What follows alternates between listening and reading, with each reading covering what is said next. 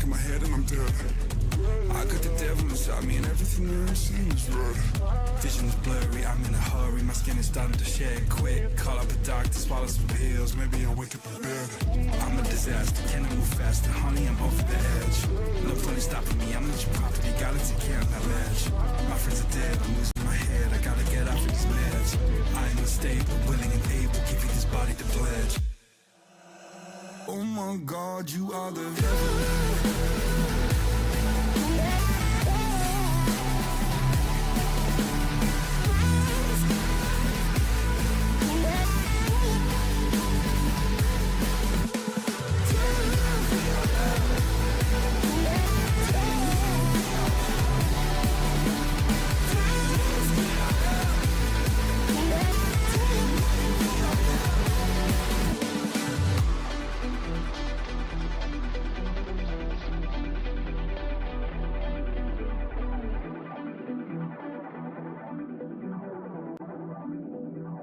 Oh my God, you are the devil.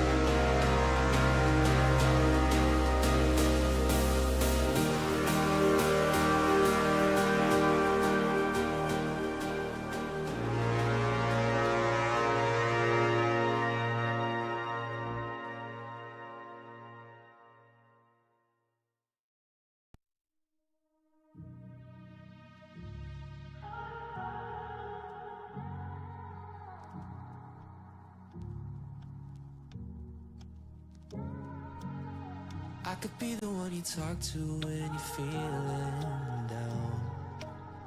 I could be the one you run to when the moon hits the ground. I can say what I'm feeling, but the words just don't come out. If you ever feel lonely, girl, just know I'll come around. traveled so far just to get to where you are. And I know that you're broken, but that makes you who you are. So pick up the pieces and show me you mean it tonight. I know what you're feeling, I see that look in your eyes. So pick up the pieces and show me you mean it tonight. 'Cause what I've been dreaming is giving you my paradise.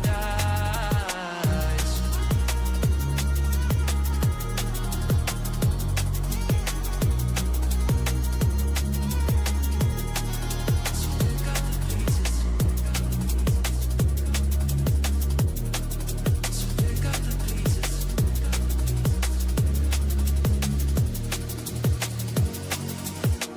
Baby, I'ma be there through the rough parts of it all. Holding your hand, fighting for the things that we want. Be the rock you lean on with you by my side. Baby, when we fall, together we'll rise. 'Cause I've traveled so far just to get to where you are. And I know that you're broken, but that makes you who you are. So pick up the pieces and show me you mean it tonight. I know what you're feeling, I see that look in your eyes. So pick up the pieces and show me you mean it tonight. 'Cause what I've been dreaming is giving you my paradise.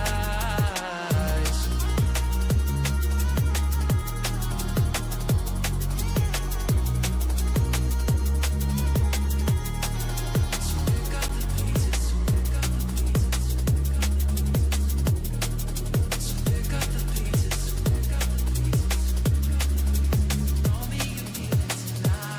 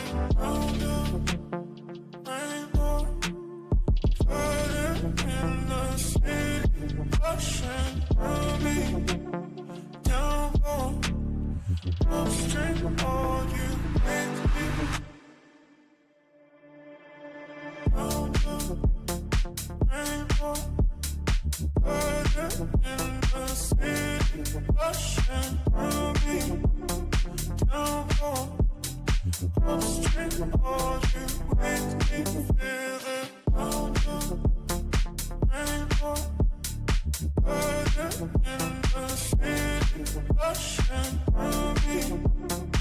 Down low, upstream, are you with me? Feel the golden rainbow, got it in the city, rushing through me. Down low, upstream, are you with me?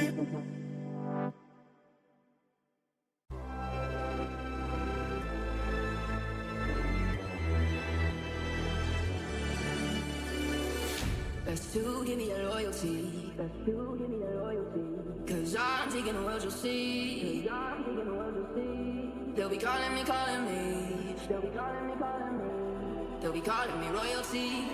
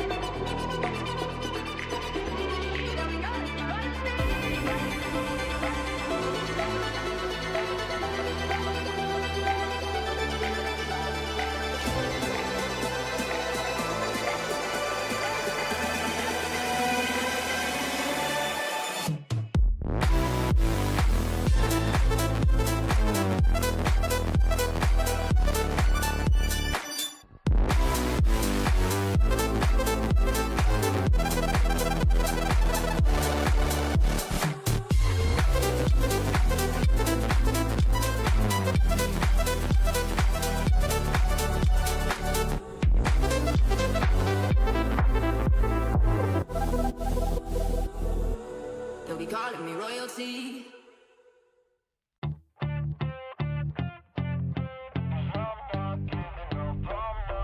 Yeah, I'm nervous on the surface, I look fine. My brain feels heavy, my traumatized mind. And I'm so tired, I can't feel my eyes. Whoa, whoa. I'm petty, but I know how to lie. I feel feelings that I can't describe. I'm not breathing, but I'm still alive. Whoa, whoa. But I think I'll be alright, 'cause I'm not giving up, I'm not giving up yet. I feel that it's my time, so I'ma give it everything. I'ma give it everything I got. So I'ma give it everything, I'ma give it everything I got. I'ma give it everything, I'ma give it everything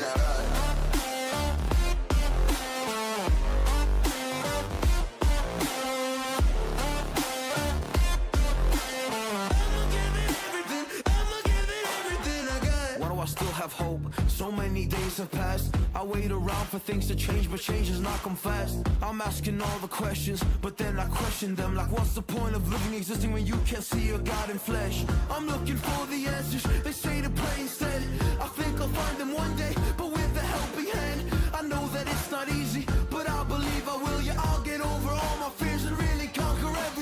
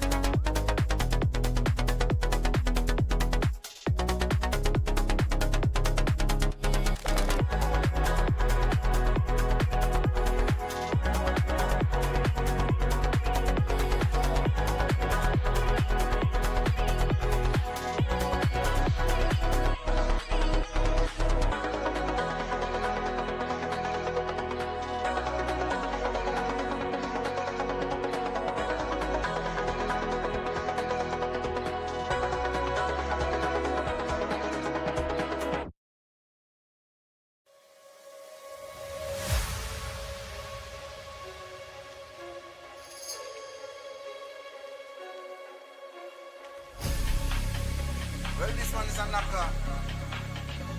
Step in on the dance and I does my dance. Everything scatter. Right?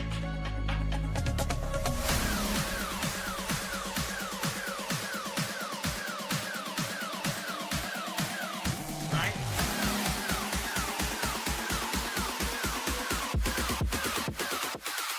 Come cross. Right now, man, active. Start with the game like a bandit. We bring the flame like a matches. Test me no, without the slackness, active style and pattern that's on my deck. Active, active, active. One live life massive. Talking up and off the brandish. Touch you down, hold the world hostage. When I start the bumper clad mash quick, when I step out to the face, get active. Active, active, active, active.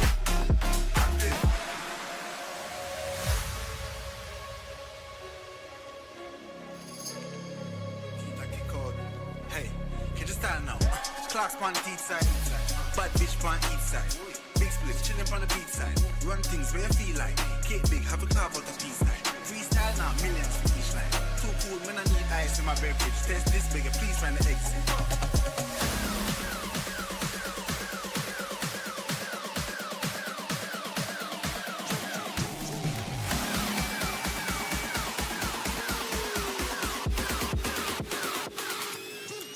Right now, man, active. Gone with the game like a bandit. We bring the flame like a mattress. Let's me know, but don't this like this active. Style and pattern, that's on my deck. Active, active, active. One live like massive. Talking up and off the brandish. Touch you down, hold the world hostage. When I start the bumper clad mash quick, when I step out to the face, get active. Active, active, active, active.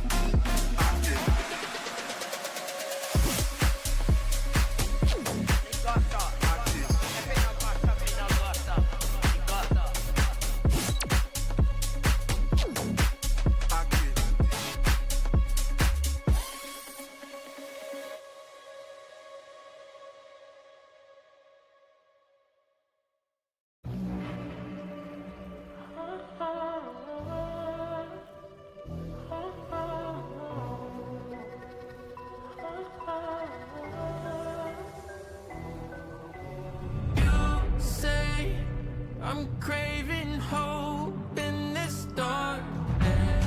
You say I'm just a joke, just a joke.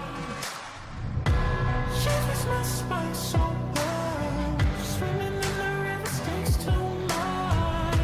I'm trying to let go of us, but the truth is what's wrong in your waters.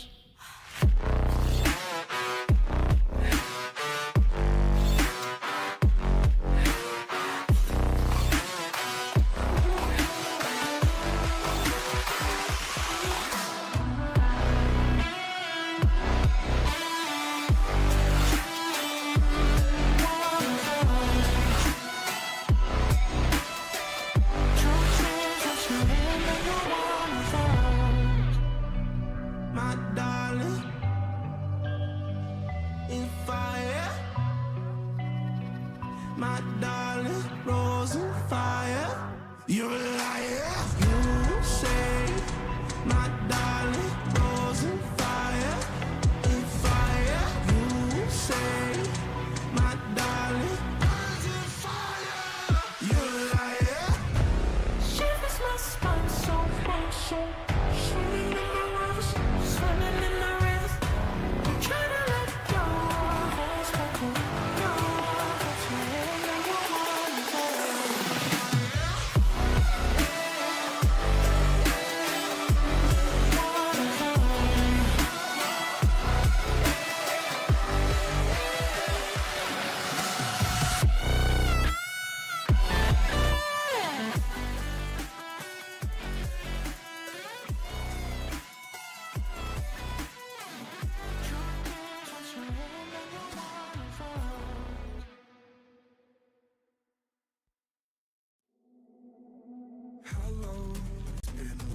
Time can't get you off my tired mind. Shadow, let the tape rewind and finally ease my anxious eyes. Oh no, I feel you creeping in, my body bleeding sin. I'm drowning. Heaven, can you save me now from these thoughts inside my head? Girl, you are the devil running through my mind. I can't get on your level. I swear to God I tried. I am not after your spell. Turn around and turn ahead. You cannot be anymore. Oh my God, you are the devil.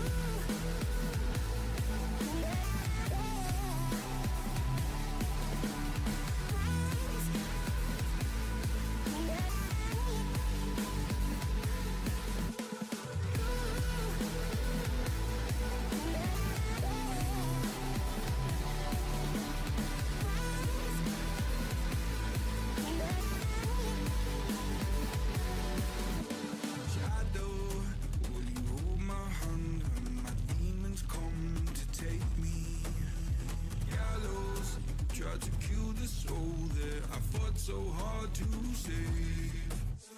Hallowed by my love for you, always stop me going under.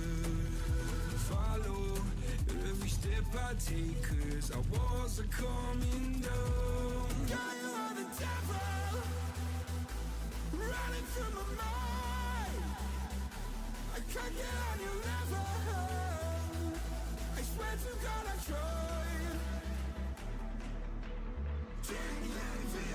I am not after your spell. Turn around and turn ahead. You cannot be anymore. Oh my God, you are the devil.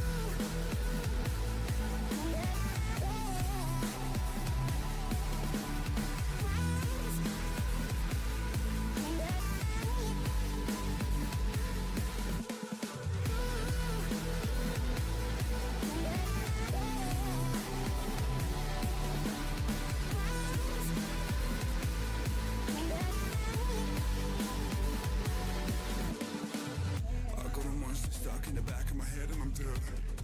I got the devil inside me and everything I see is red. Vision's blurry, I'm in a hurry, my skin is starting to shed quick. Call up the doctor, swallow some pills, maybe I'll wake up in bed. I'm a disaster, can I move faster? Honey, I'm off the edge. No point in stopping me, I'm not your property, gotta take care of that ledge. My friends are dead, I'm losing my head, I gotta get off of these meds. I am unstable, willing and able, give you this body to pledge. Oh my God, you are the devil.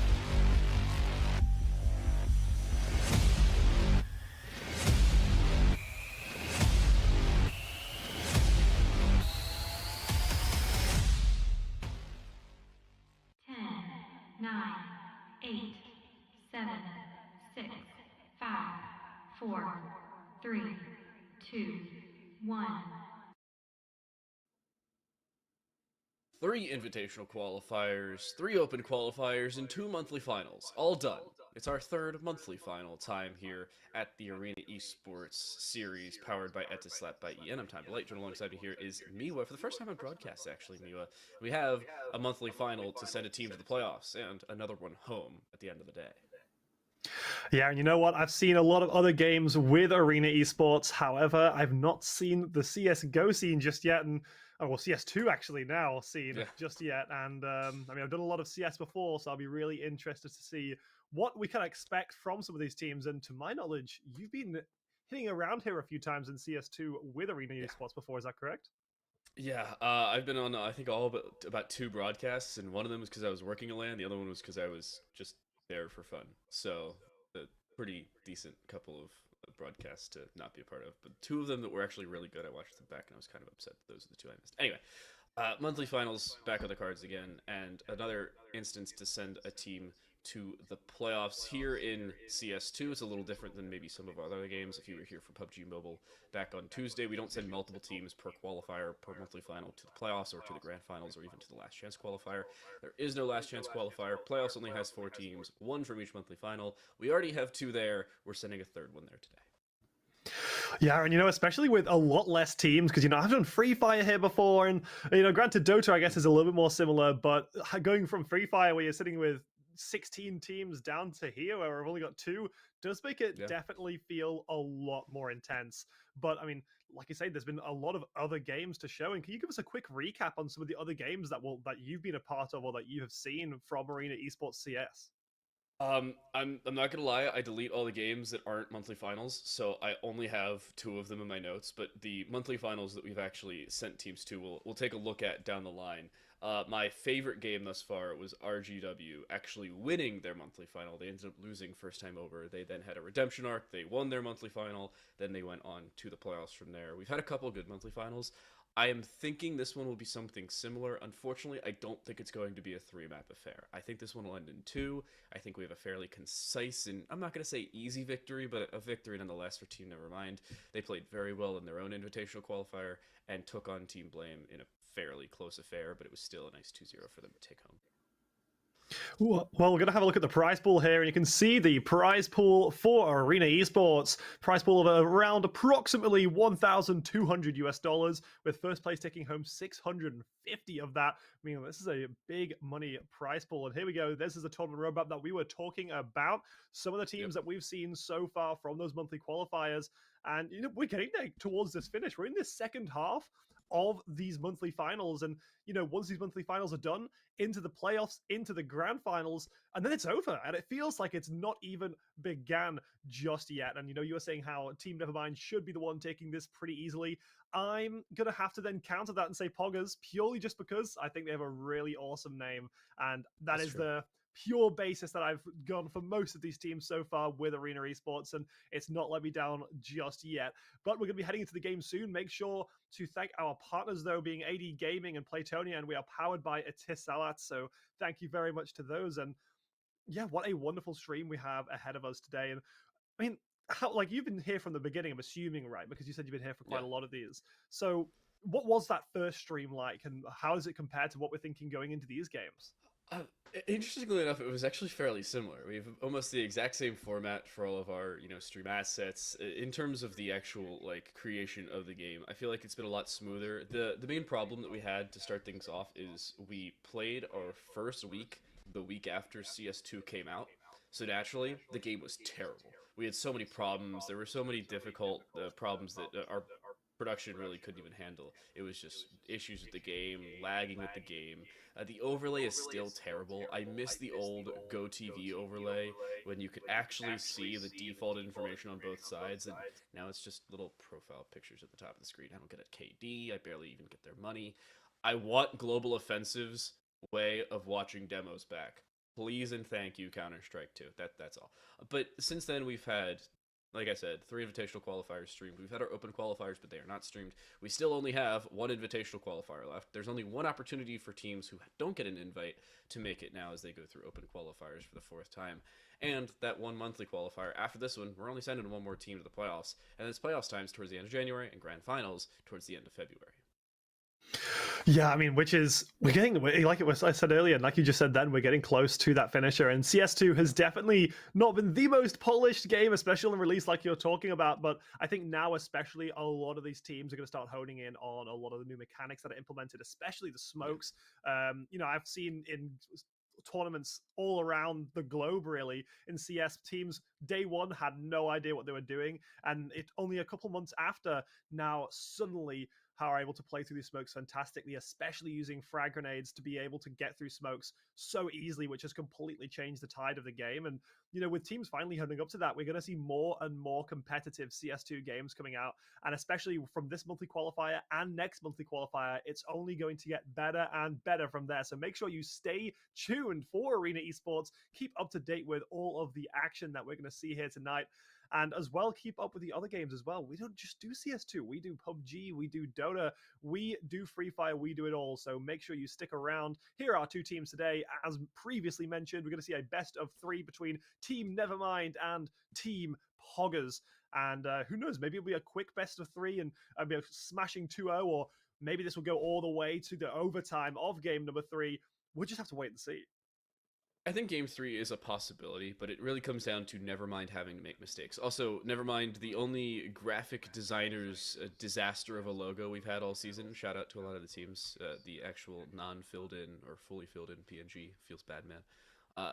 But Team Nevermind played very well in their invitational qualifier. No beating around the bush. They took out Blame fairly quickly. But Team POGGERZ, I think that lack of information for us, I'm wondering how they come out the gate swinging. I'm also wondering what our map pool is. That'll be up in just a second. But the main problem they will run into is being able to dispatch of Nevermind's early map control. And you were talking about those smokes. The fact that Team Nevermind is so good playing around them, but also sparingly using that new mechanic of blowing up the volumetric smokes. If you do it every single round, they're just going to stare at the smokes, and as soon as you do it, you're going to die. However, when you do it once, maybe twice a half in very unique scenarios, you can take full advantage and pick up a very important return frag or opening frag at that conversation. Here are the bans. Mirage and Nuke not played. Thank God it's not Mirage. Ancient will kick things off. I'm a fan. And I love Anubis. This is my dream map pull. Thank you. Yeah, this is a great map. Actually, you know what? I'm agreeing with you. This is the best. I actually don't think this map pool could be better. I definitely don't see nearly enough Anubis. I feel like so many teams don't like going into Anubis because it's still that newer map. There's so many teams that aren't comfortable on it just yet. Inferno being a personal favorite of mine. Ancient is always a fun one to watch. Honestly, I think we got probably, and hopefully if we go to Game 3, the most exciting best of 3 that at least I've seen so far in CS2. And it's what you should mention about Nevermind being good around these smokes, because these are all 3 maps where I can see being able to play around those new smokes, especially being useful with generally quite a lot of entries onto sites. You want to try and use the most out of them. And if you can play around those smokes well enough, I think that you can have serious advantages, especially on that T side, breaking into sites. So I'm really hoping to see some of that kind of play, and well, just to see how these teams compete. Like I said, very, very cool maps that we're going to be seeing today. And I mean, which out of these 3 is the one that you would personally be the most looking forward to? Honestly, maps 1 and 3. Those are the 2 I really want to take a focus on. Anubis I'll bring up later, but Ancient and Inferno were both at least selected for Nevermind to be played back in the previous series they brought on stream. So this is something to keep in mind maybe for later, where they did play Ancient. They were supposed to play Inferno, and they were comfortable doing so. And in their Ancient game, if I'm looking at my score correctly, they ended up winning 13-9 over Blame. So, a fairly decent victory for them, even though they started on the T side again. The other thing that I'm a little concerned about is they are starting on the T side of Anubis, and Anubis is not their map selection. That indicates that they intentionally selected the terrorist side on a map that is not their own, which is kind of scary to me because Anubis is already kind of T-sided. It's kind of broken if you use your utility correctly.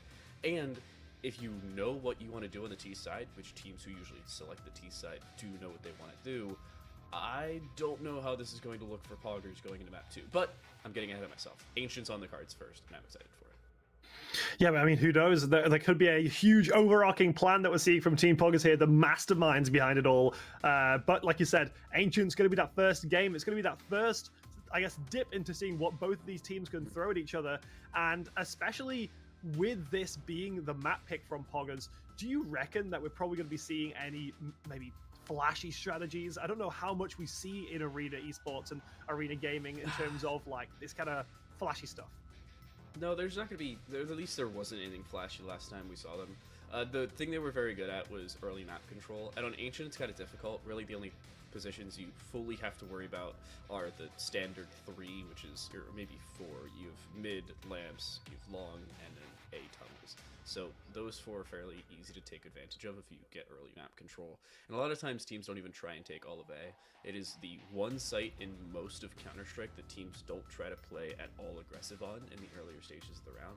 And I'm okay with that, but at the same time, it can hurt you if you don't have that information, and teams just 5 stack outside of it, throw 94 flashbangs, and you're having a staring contest with the sun, and then the sun has an AK-47 and is shooting at you. It's not great. I mean, yeah, to be fair, I think the flashbang plays, I found that generally speaking, with a lot of, some people say it's buffs, some people say it's nerfs. I think just general changes with smokes. I think arguably nerfs with smokes going into CS2 has made flashbang plays a lot more prevalent. because, well, those are how you're going to get at least that slightly more guaranteed cover, whereas smokes were the entire name of the game back in CSGO. So it's really interesting to see how these teams can sort of play around them. I remember when Stewie 2K all those years ago, running through a smoke and popping a flash was one of the most unheard of techniques at the time, and he really made it work. But now it's instead popping a nade and running through the smoke, so you can get those, you don't lose that advantage from having to turn around going through it. So especially with flashbangs, maybe we'll see more people take up that old Stewie 2K tech, and maybe even in these games here, we're going to see players try and play around those flashbangs just that little bit more. But it's one of those we're going to have to wait and see, I suppose. And with the less flashy players, some would call it boring, some would call it safe. I personally would call it competitively fun to watch. I think when you're watching two teams really throw it all themselves into it and really prepare for these rounds and not do anything that's too crazy, there's a certain level of respect that you can almost get for these teams. You think, wow, they've practiced these maps, they know what they're doing, and I really hope we're going to see some of that today. And with Ancient on the cards first, it is a real one half going the way of Nevermind and the half dozen going the way of POGGERZ. I'll remind you, this map specifically was streamed for Team Nevermind. They picked it last time we were on stream. They selected to go here, and they started on the T side last time as well. We'll head into Ancient as our first map of play here, as the pistol is ready to kick underway. But this is a concern for Nevermind. Yes, they've won it. Yes, they've played it. Yes, they've been on stream. However, because they've been on stream, that also means that they have VODed gameplay on this map, which is always concerning when you're playing up against the unknown. I hate algebra, and the unknown variable is significantly more dangerous than the known variable, to say the very least. Yeah, we see that a lot in Arena Esports, because quite a few of these teams might not have necessarily seen each other that much before, because we are seeing a few new faces coming in and out of these games, and especially from these open qualifiers. So it will be really interesting, honestly, to see if both teams fully decide to show what they have. But here we go, back into the game. I'll say back into the game for this first time in Ancient. We got POGGERZ on the left, Nevermind on the right, and we got an exciting game ahead of us, and especially some pretty nice skins, personally. I'm just saying. That's the case everywhere. Not exclusive to the Arena Esports scene. Every time I see people play at like a T3 or T2 level, whether it's ESEA, they seem to have more money in skins than they do in their bank account. It's kind of scary. I have about as much in each. I've gone on my fair share of skin investing. We do have a pause, just making sure everybody's connected properly. I don't know if you saw the scoreboard, but one team has about a 10 ping. I think it's Nevermind, who's somewhere in the 60s or 70s. Sometimes it's just an advantage based off of where our servers are located for Arena Esports, so maybe that's the case, but maybe Nevermind are just playing on a satellite connection. Probably not the case, but maybe the Starlink. The Starlink internet. I think it's around the same megabytes per second, so who knows? Who knows? But I mean, from these pauses, do these teams have coaches? Do you know? Some of them do, some of them do not. They still have the advantage of talking to one another. In technical pauses, if this is being monitored, it depends on the type of competition. There are some events where the voice chats are monitored and you can't actually talk to your teammates or even your coaches during technical pauses, but others, it's just a Discord call and nobody really cares. So it's entirely possible they're talking to the coaches. I do believe we have a spectator slot on both sides, so it's entirely possible they're currently having that conversation, but unfortunately it is very noticeable when there's a technical timeout versus a tactical timeout. Right now we're in a technical timeout, unfortunately. Who knows, maybe one of the teams are using this time to try and get all those little strats in, CT side, who knows, we're going to see that 5-stack. I think I usually find that CT side on Ancient does have, on that, at least the pistol round, has quite a decent advantage. I just feel like there's not too many easy takes without having either full buys and nades and this kind of stuff. So maybe it'll be this case that we do see Nevermind end up deciding to just rush onto a site and get the bomb down for the money. But it could be decided. I mean, you said that Nevermind maybe, or at least in your opinion, the slightly more favored team to win this one. So maybe they're actually going to try to play to win this round. Maybe they'll try to play and I guess get that early round advantage, which would be pretty dire, especially starting on that T side. To be able to get that round one is really, really valuable. Yeah, and a lot of the maps used to be CT-sided, but because of some of the changes and the way that sub-tick works, actually, a lot of maps have changed to T-side. I actually had a conversation about this. I casted a LAN like 2 weekends ago. It was some collegiate LAN run in the Western United States. It was very fun. However, the game was originally intended to be run on LAN on a server hosted in person. However, the server was having way too many problems, so we hosted on a Faceit server in about 20, 30, maybe 40 ping away. Max 40 ping.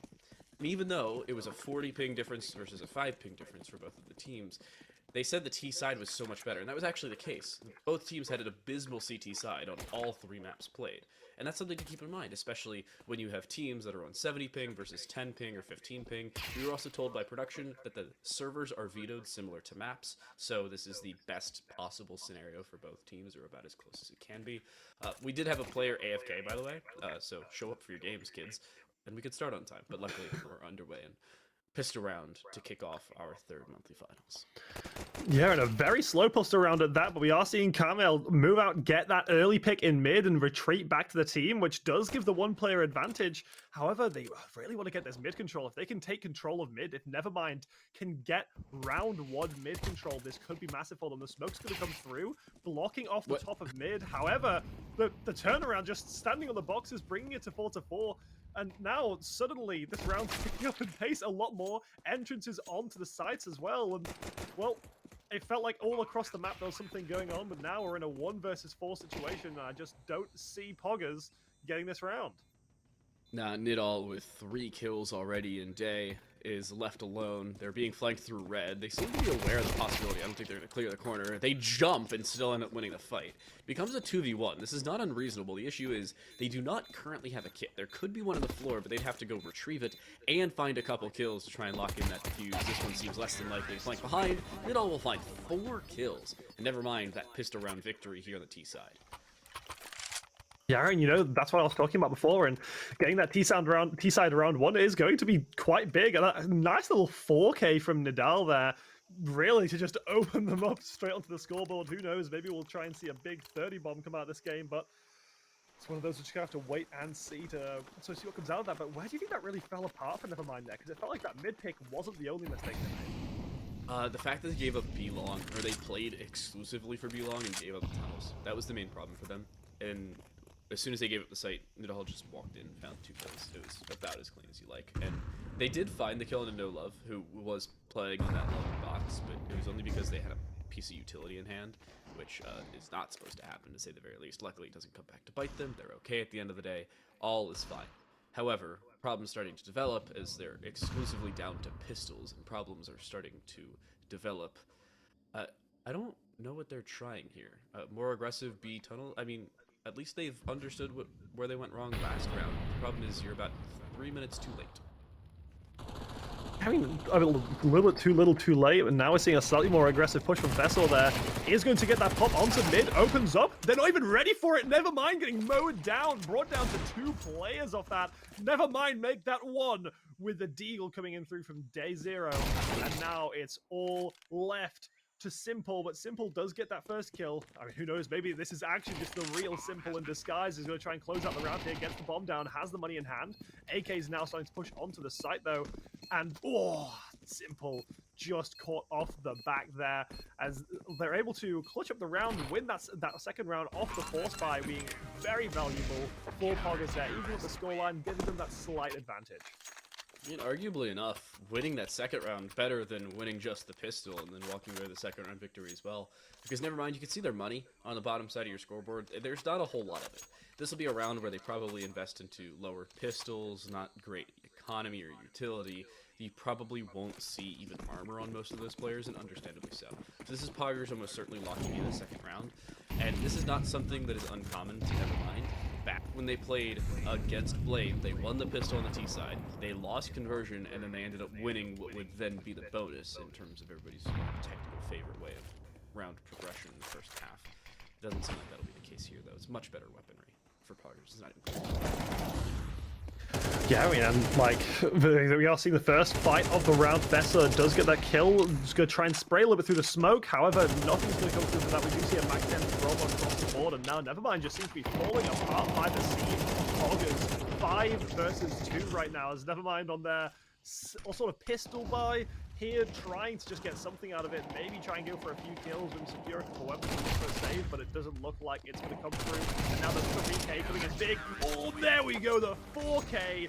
KD69 coming through with yet the second 4K, and we're only 3 rounds in. This is not something that's uncommon to Arena Esports, where individuals will step up in a big way.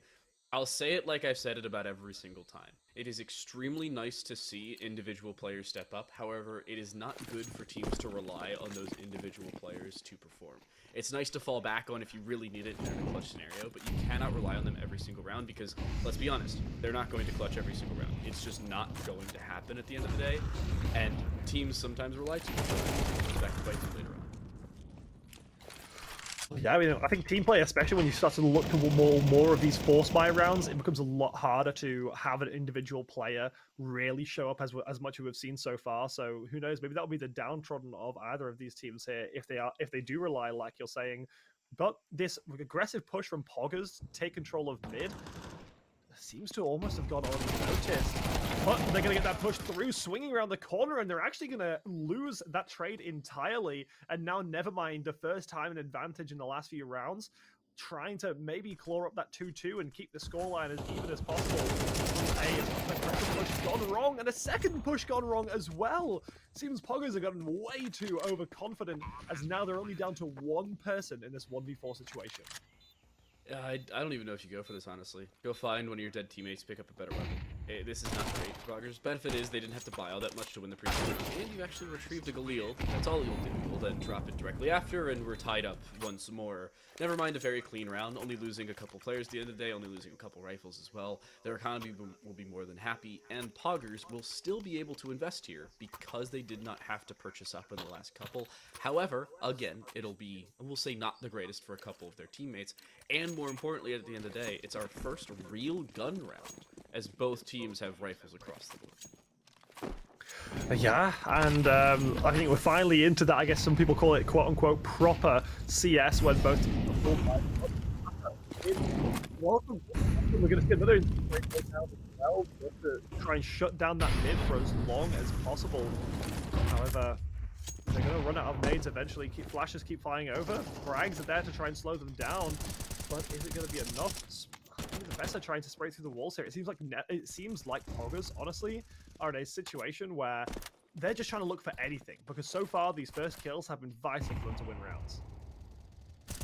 You know, an old high school football coach once said they're like a woodpecker and a petrified forest, just hunting for opportunities. And it seems like they're going to find a couple over towards this B side, but Nevermind have played very passive in the earlier stages of these rounds. A lot of the times what you'll see is them rotate through T-spawn multiple times over. They are not even taking full mid control for those quicker rotations, and that slower nature can come back to bite them as time progresses. However, it also removes a heck of a lot of information for POGGERZ. They're continuing to have to guess. They're leaving it up to what is a guesstimate at this point, and more importantly, they have no information. They didn't see anybody mid. They haven't seen anybody B in maybe 20 seconds. As soon as they find that single kill, this should be the absolute onslaught of A, that flash through the smoke we were talking about earlier, and a flashbang straight into day as they swing around. It's actually KD to find the opening. Yeah, and a double 2v2 trade for each side, but Simple does get taken down to give the advantage. Running out of ammo, Camel does get that kill to day 0, the MVP, the all-star, but it's not enough. Dot coming through to get that kill, close out the round in the 1v1 clutch, and getting his first kill on the board as well at the same time, keeping this game very close with neither team going above that 2-game win streak just yet, 3-2, and maybe a closer game that you would have necessarily expected. Granted, this is the map choice of POGGERZ. Is that correct? Nope. No, never mind. There we go. Almost got there in the end. So it might be a little bit more, I guess, dangerous for Nevermind to be losing rounds this early. However, they are getting that mid prio just for KD69 to lock it down. This has been a player that has been huge so far. Yeah, but importantly enough, this is not the end of the world for Nevermind. When they played back last week, they only had a 7-5 first half. They did still have the lead at the end of the first half, but it wasn't the most drastic change anybody's ever seen, and they just get dusted down here. Again, not a very good purchase for them, something that we kind of expected coming in, but now is where they should return to form. First full rifle round does not go their way. Something now has to change here, because they've had some difficulties opening up well. They haven't had many opening kills go their way. And more importantly, with their slow play style, even if they find opening duels, it is doubled down on, and it makes POGGERZ' life even that more difficult. But they aren't finding opening kills early in the round. They're only finding it after a little bit of early pressure, and then they readjust, and then they find the opening, and it means significantly less thereafter. Yeah, and you know what? I think, who knows, maybe it could be the case. I've still not seen enough from either of these two teams yet to really give my, I guess, verdict. But what I can say is that POGGERZ tend to use so much of their utility very, very early on in the round. And honestly, we've seen Nevermind in that really close rifle round.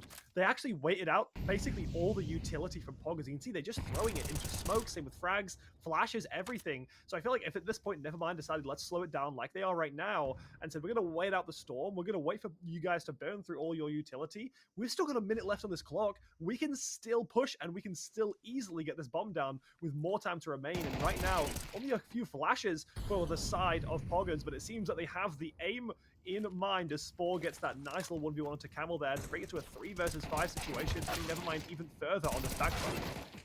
They do find one. Lot makes it 2. Just like that, you're down to a 3v3. No time at all required for it. Galil out, picked up here for Fast, and it does find one. Damage switching to the Deagle, but they'll end up getting over-aggressive and unnecessarily so. But in the meantime, like 2 ships passing in the night, they split each other inside of the red room.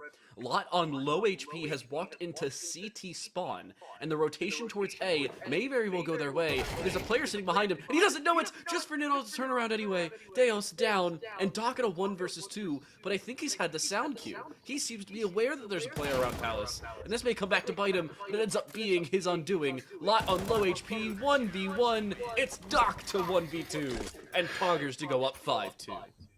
I'm just saying, Doc has only gotten kills in clutches so far, to my knowledge. I should know there's 4 kills, so that would have been another one through the side there, but majority of kills through clutches. Maybe that's the clutch player. Maybe that's the player that we're going to see POGGERZ just let stay alive and get those clutches every time, because so far it's been working out pretty well, as we now have a bit of a timeout just to, like we were talking about earlier, maybe think about what the hell can we do differently. It's 5-2. We're now looking towards having to claw back some more rounds, because especially unlike CSGO in CS2, you don't have that cushion in terms of losing a few rounds to start off with. Since there's less rounds overall, each round is so much more important, because these loss streak bonuses aren't as good as they used to be, because you've not got that much time left in the half anymore. So maybe these teams, maybe we're seeing Nevermind here just try and look for just a little bit of something to, I suppose, keep this going. And here we go. Now, pause uncancelled, going back into that next round. And I mean, do we think POGGERZ are just going to start running away with this in this half? They could. Again, it's going to come down to how Nevermind played the early rounds. Something has to change for them. In that previous round alone, you saw it. They played much more passive, but the problem is they didn't play aggressive later on together. It was very isolated 1v1 gunfights, and yeah, they brought it back to a 3v3 and then a 2v2. But they're just relying on coming back. And yeah, comebacks are certainly possible, but again, you shouldn't have to rely on them. And that's what's happening a little bit too often, and that's what's coming back to bite them. M4 out here for Day, and already it's another opener looking for more. Oh, damage. Not the kill, though, and that could be a problem. As they start, again, the rush of B. Go for damage. Oh, make it 2, make it 3, and that's 3. Yep. 1v4. Wow. Casual 4K. Yeah. Eco frags, but a 4K nonetheless.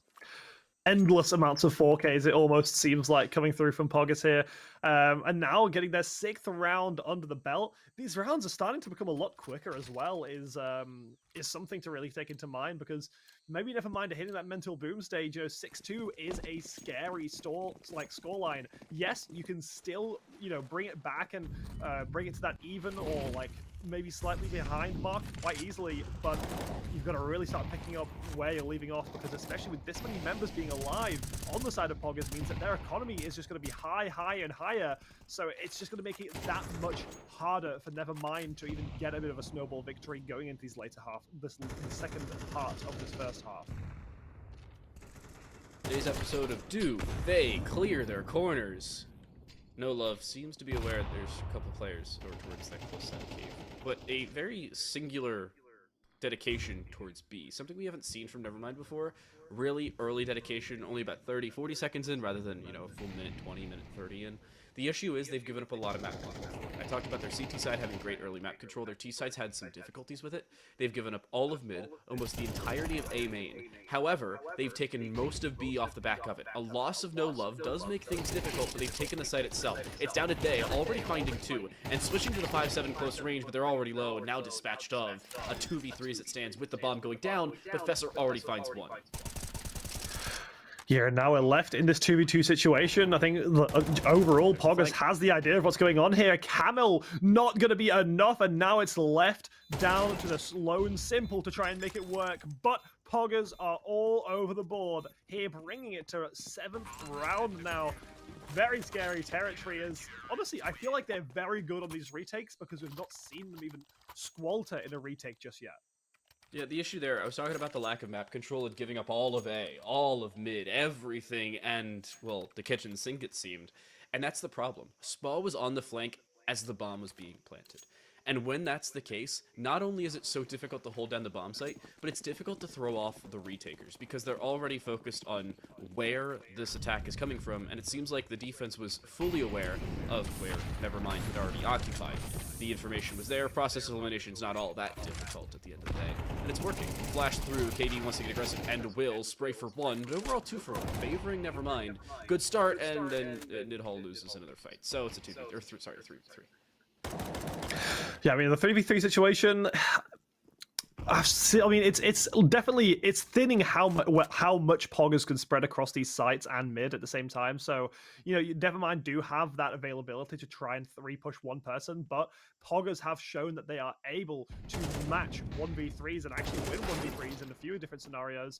But now, Nevermind getting that advantage, it is a very pivotal moment, losing it straight away. Let's swing around the corner.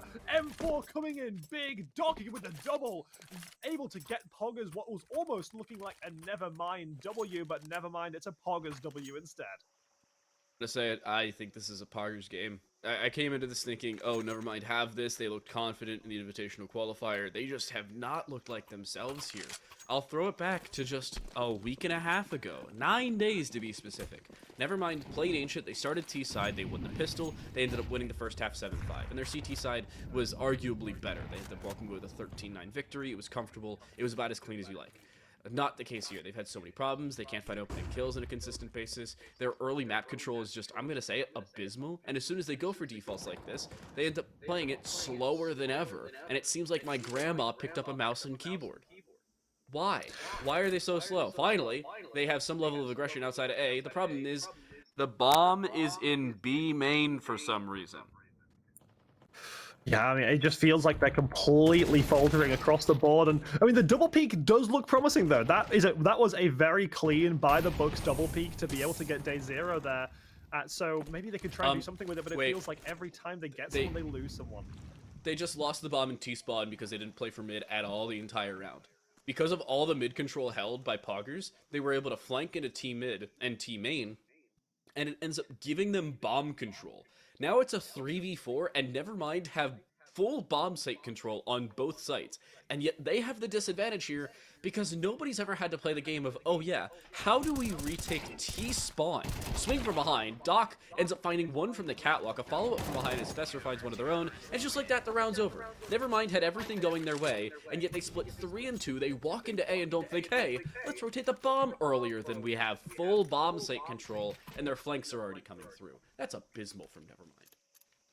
Yeah, that just feels like a bit of a poor play. Honestly, over a few of their plays, and they just, maybe this isn't the board for them. Like, it's not working out. And, you know, especially this being their map pick, you got to think, what is Anubis going to be like? If this is how POGGERZ are on something that's not their choice, what are they going to be like on the other one? But at the end of the day, we've still got quite a lot of CS left to go, and we've seen teams lose their map choice first round and then come back from it. And you know, they have some promising plays, like they get onto sites like that sometimes and they're able to get openers, but they just can't follow through with it. Now, in a very familiar 3v3 situation with very similar players as well within this 3v3, maybe Nevermind can try and swing it the direction and claw back just a little bit in this half, and it looks like Simple's going to be the person to do it, already with 1 kill under his belt, making it 2. Now maybe could get another 4K in this first half. There is the potential for it. One, though, opens up onto 1. Simple now being taken down, bringing it to a 1 versus 2 situation. No love to close it out. Nevermind getting their 3rd round of the first half, giving them just a little bit of light in the tunnel, but there's still so much left to go. Finally, we see 2 separate directions of attack from Nevermind, and it takes the entirety of the first half to do it. And magically, as soon as they, I don't know, go a different direction at the same time, with the same final conclusion in mind, they, I don't know, win the round. Wow, surprising notion there. That was a challenging half to watch if I'm a Nevermind fan. And POGGERZ 9-3 up, clean first half. Honestly, they're happy with that, minus the last round, and now just a 5-man send it on to B, because why not? Glocks close range have the advantage, and it seems like they will close range against Nevermind. This is a must-win pistol round, and it's not going to be won for Nevermind. This is clean as ever for POGGERZ, and oh, Professor just switches to the USP and finds 2 more? It's a 1v5. It's been 30 seconds. It's a 1v5. Yeah, I mean, I don't know. Fessa just went absolutely crazy there. And, you know, we're seeing K0. Ooh, also KD, sorry. KD gets that blood at the end there. Like, absolutely flawless round from POGGERZ. And what is going on? What can you even say? This just feels like a slaughter right now, with POGGERZ having so much control over almost every single round this game, because even when Nevermind have won, it's not been very clean victories, but almost every single round that POGGERZ have won, it's been very dominant victories in a lot of different areas. So it's, even though it's 3-10, which is still not a good scoreline for Nevermind, the wins haven't been great either, so it's more almost feeling to me like it's a 2-11, but maybe they're going to be able to try and do something else here. Fessa opening up once again. This person can do no wrong. No, and already an opening duel. Again, this is an eco round for Nevermind. You can see them fully stacking the B site, so this should be a round victory for POGGERZ just about every day of the week. And already with opening kills, it seems like it will be. Fester finds 3 to open up the round, and yeah, just like that, round's basically over. This is, what, 2v5, you have no primary weapons whatsoever, and to make matters even worse at the end of the day, for Nevermind, they cannot win opening engagements to save their lives, or in this case, to save their map selection. Fesser has a clean as ever start. Their AK-47 Case Harden looks even cooler. And arguably, they may be able to ace here. Already finding 4. There's a flank coming through B main, but I feel like in about 4 seconds they're actually going to check for it because they are just that smart. And No Love is going for a Zico, or a Zeus Eco, where exclusively you buy a Zeus and nothing else. And 2 players have just been seen. They're just keeping the Zeus in the B cubby, and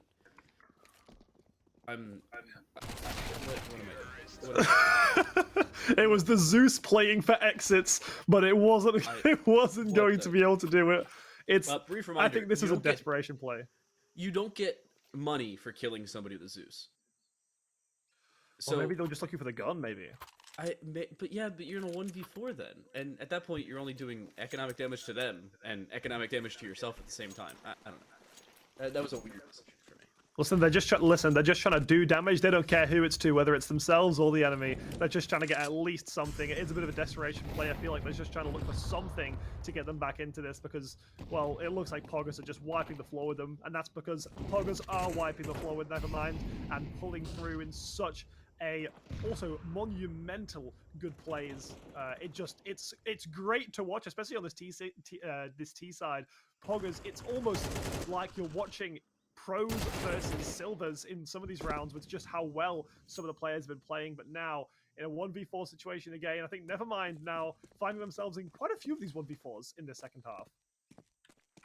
Yeah, it's not one that's going to be looking all good for them as well. Swing through, KD has picked up an M4 and is going to win a round with it. Nevermind basically fully invest everything they could into that third round of the half, and they don't have a whole lot of money to write home about. It's now going to be FAMAS's, maybe MP9s again, kits if they're lucky, and utility if they're fortunate.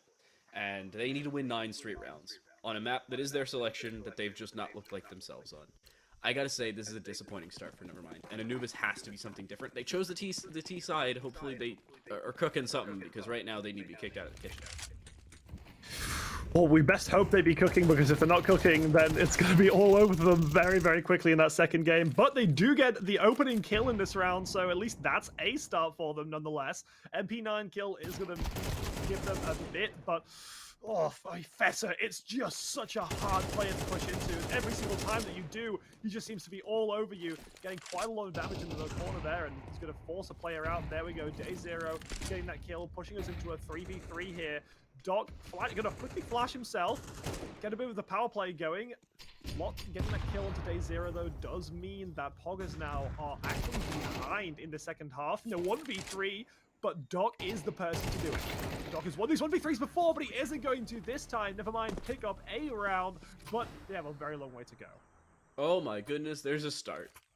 We have picked up one round on the CT side, and POGGERZ finally dispatched of in the early stages of the round. Nevermind picking up the opening kill, I think, is the most impactful part of that. It snowballs, it ends up going their way.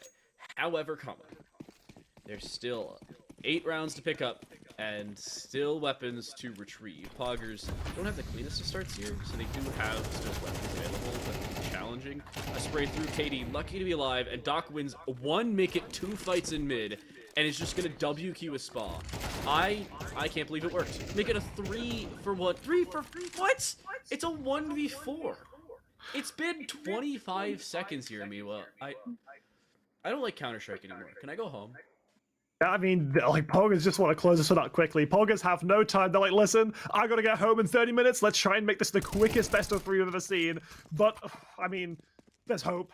It's a 1v3, it's a retake. We're gonna have to see some of the best CS we've seen this entire event, but Doc's there to shut it down. Wow. Doc with a very, very big round, pulling up the 3K, I believe. What an impressive first game from POGGERZ there. Just completely decimating Nevermind through that in game 1, and now going to game 2, which is POGGERZ pick. That is terrifying. I'm saying it. I will say it right now. I will say it to the ends of the earth at this point. I think this game's over. And the main reason is because as we head onto Anubis, yes, it is slightly T-sided. Yes, the T-side was selected by Nevermind. POGGERZ had a 9-3 ancient first half on the CT side of a map that was not their selection. And it seems like they had all the planning they needed down. And there weren't many answers picked up for Nevermind. It seemed like they looked at this game and were like, Nevermind, we'll go to Anubis. Hopefully they have something going for them on Anubis, because my confidence in this team went from we are so back and it is another game for them to it is ever so Jover. And yeah, I mean, what can you say? I mean, you just said it before. You said that Team Nevermind might be saying Nevermind, and Team POGGERZ will definitely be saying Team POGGERZ after that first game, because what a stomp it was. But I mean, what are we gonna have to see different? Actually, to be fair, before we delve into this next game, we're just gonna go to a very quick break, and then I'll ask you the question I was just about to ask you. Then we'll be right back. Don't go anywhere.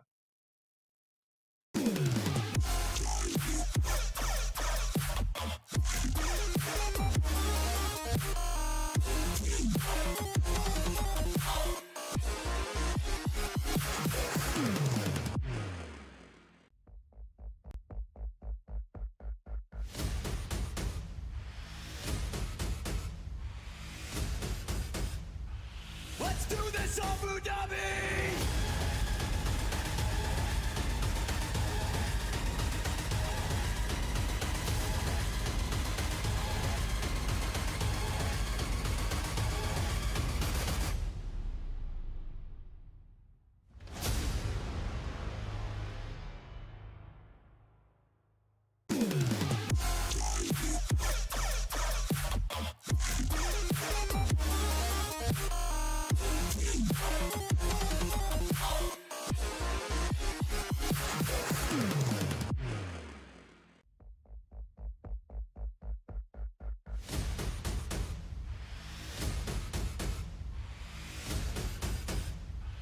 Let's do this, Abu Dhabi!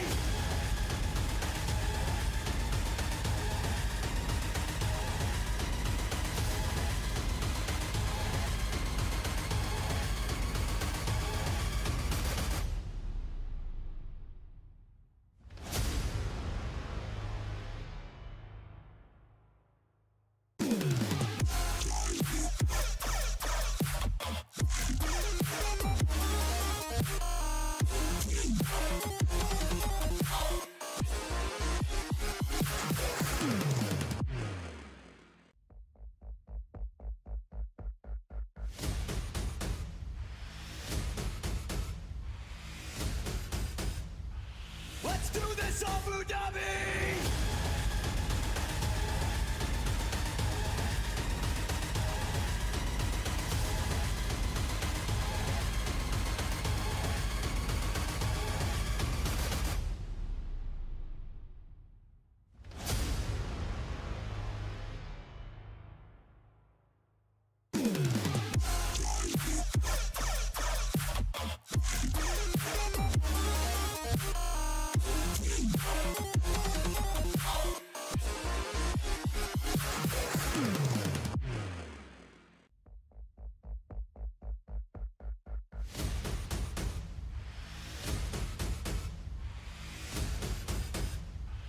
Let's do this, Abu Dhabi!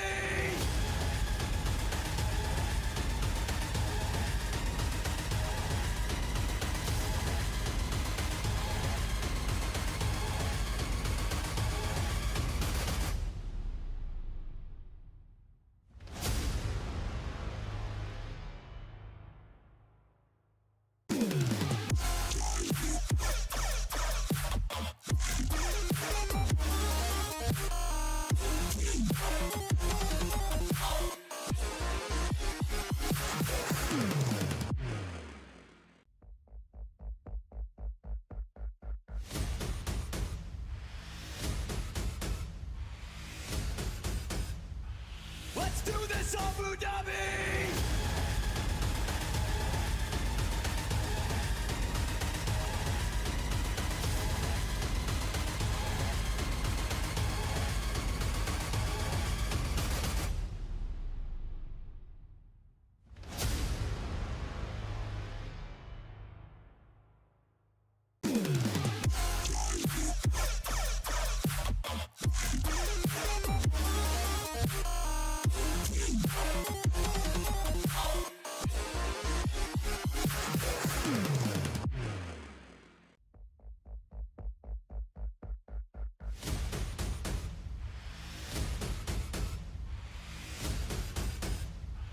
Let's do this, Abu Dhabi!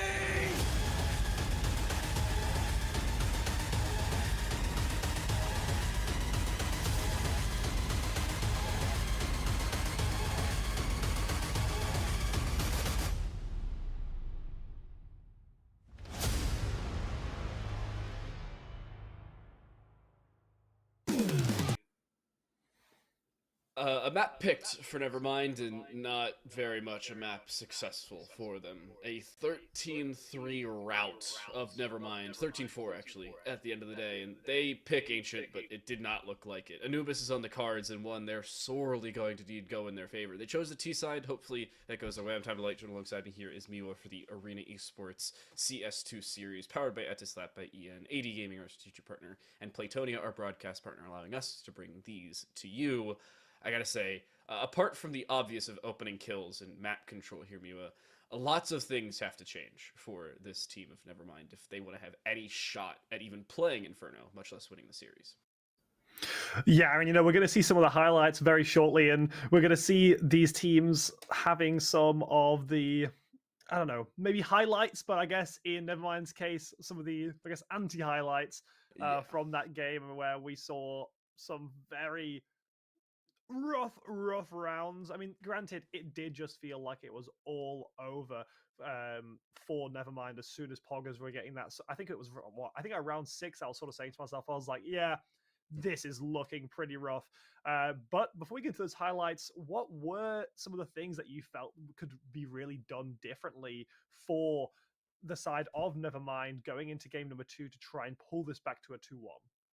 At the very top of my list, like I said, is the fact that they have not picked up the opening picks early on in rounds, and that they're playing passive, which I like, but they're not doing so after anything going their way. Usually what you want to have is an opening pick, maybe even 2 going in your favor, and then just slow it the heck down. And that's not the case. Here are highlights from game number 1. I was like, wait, we're going into the game? Oh no, this is Ancient. This is our last game.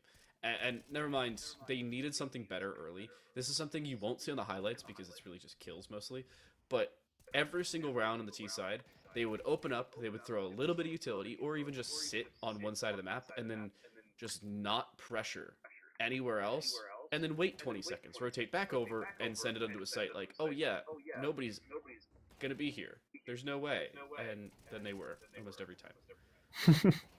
I mean, we see an abundance of 3Ks and 4Ks from this round as well. Dog picking up quite a few multi-kills as well in a few of these rounds. And I think across the board, usually in CS, like you were saying, and especially maybe even Arena Esports, you said you find it more often, but individuals playing really, really well in comparison to the team playing overall fantastically. But I felt this time around, it was actually very well spread across the team. I felt like POGGERZ genuinely had a great mix of players, and no player really didn't do their team proud, because I think even at the end there, I actually think that the bottom fragger for POGGERZ was doing more kills than the top fragger for Nevermind, which just really goes to show the level of outclass POGGERZ were in that first game. But Nevermind still could bring this back, because we have seen teams lose that first game horribly and then pull it back, because it usually just takes them a game to come online or so. Who knows? Maybe that's going to be the case with Nevermind, but they really need to do something drastic, because last game was diabolical. Yeah, the only problem for Nevermind, unfortunately, coming into things is we'll take a look at our scoreboard from game number 1, really take a look at whether that bottom fragger was above the... Almost. Very close. Nidhall was just barely on top of KD, but even then, everybody from POGGERZ went positive. Not a singular soul from Nevermind went positive. The closest was Nidhall at about a 0.92. I'm actually going to do the math because I'm kind of curious. 13 divided by 19... That's, or 15. I can't do math. I can't even put in the right numbers. 0.86 KD. Not great. That was the best on the team. Yeah, then you look at Doc, who's almost rocking that 3 KD, very, very, very close, with a pretty powerhousey game. We saw Doc generally staying alive, sticking back. I think across the board, we didn't see Doc looking for all those open frags. A lot of those open frags were going to Fessa, and Fessa was doing a fantastic job at getting those open frags. You can see there's 17 kills, even with those 10 deaths, still sitting on 2 assists nonetheless. I think they definitely have as well more defined roles within POGGERZ. It didn't feel like Nevermind were as organized as POGGERZ were going into that game, even though it was their map. Usually if you have a map pick, you actually find that even if you lose, that you can get some of that, I guess, role power, looking a little bit more refined than the other team might. So you have that going in your advantage. But I mean, it just didn't work out this time. We're going to have to hopefully see that turning around the next time. So I've got some good news and some bad news coming in for Nevermind, and maybe for us as well. The good news is Anubis is the only map that has been played in every single every single monthly qualifier and monthly final to send teams to the playoffs. The bad news is it has also been map 2 in every single monthly finals and the end of every single monthly finals. Anubis has been played as map 2 in both 2-0s. And interestingly enough, both of those 2-0s went to the team that came from open qualifiers. And I think the most interesting part about that is that RGW comes from invitational qualifiers in the first monthly qualifier round. They lose, they then play through open qualifiers just a couple weeks later, and win the monthly qualifier after making it through open. They won invite, lost monthly. Won open, won monthly. And you guessed it, Nevermind is from Invite. There has not been a team to come from the invitational qualifiers to win the monthly finals. Maybe that's the curse, especially as Anubis is on the cards. I don't know. I mean, maybe, like, I don't think you were supposed to read out that part of the script about like the Anubis and the open qualifiers, but no, I think honestly, coming into this, I was honestly having kind of mixed expectations, but I've definitely seen some CSGO, to say the least. And Anubis is not the map pick that I usually see. I usually just look at around that sort of tier 1, tier 2, and Anubis is very often the one banned, left out, teams that want to see it. But if you're saying that we see it quite a lot here, I'm honestly open to see some surprises going into this game number 2. Who knows? Maybe Nevermind do have something up their sleeve. You're saying it was a bit strange to pick that T side. You're saying it's a little bit maybe not the pick that you want to go for if it's not your map pick.